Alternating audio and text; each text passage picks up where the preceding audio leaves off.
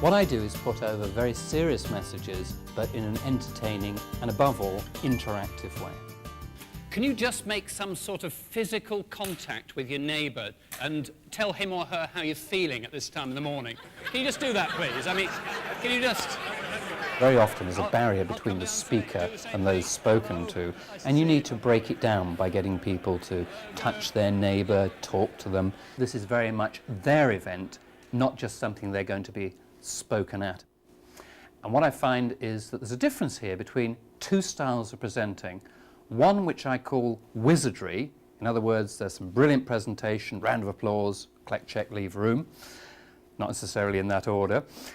And what I call alchemy, where what you're trying to do is actually touch into people's own ability to transform themselves, to bring their full commitment and passion to bear on the business they're running.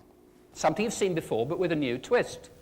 9 dots, you've got to join them all with 4 straight lines without the pen leaving the paper. What do people do? They have self-limiting boundaries, so they don't go outside the 9 dots. And they go, that's what you do.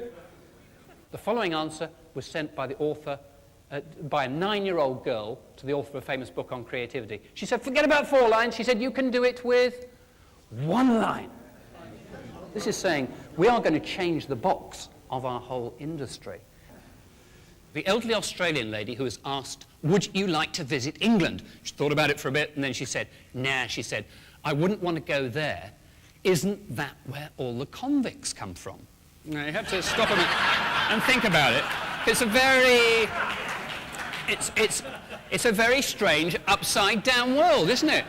There is one constant theme in all the work that I'm doing, which is how to think creatively and innovatively about yourself, your team, your unit, your function, or your organisation, and even more widely, your industry. The number one blind spot that all leaders, and everyone in this room is a leader, that all of us have, is we overestimate the power of what we say and underestimate the power of what we do and are seen to do. When I'm speaking at one of these conferences, I do research to understand enough about the business so that I know what the major issues are. I'm not telling people how to run their business, but what I am doing is touching in to their own creativity and passion to run their own concern much better and more effectively. Let's have really fantastic quality ideas.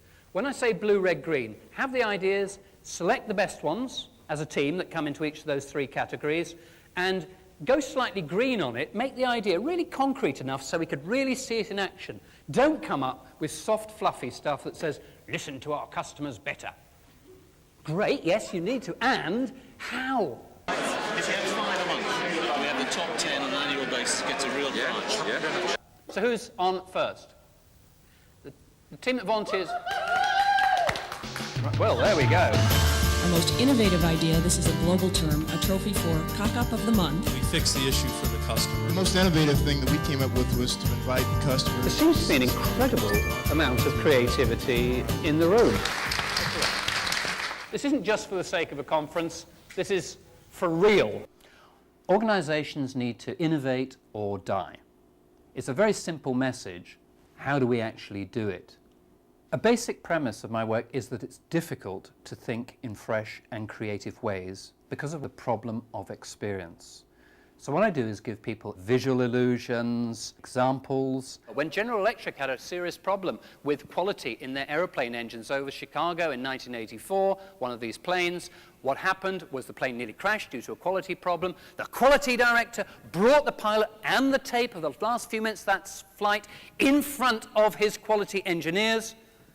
And he said that did more good than a whole year's worth of quality training. What have you had from me today? You've had a number of models.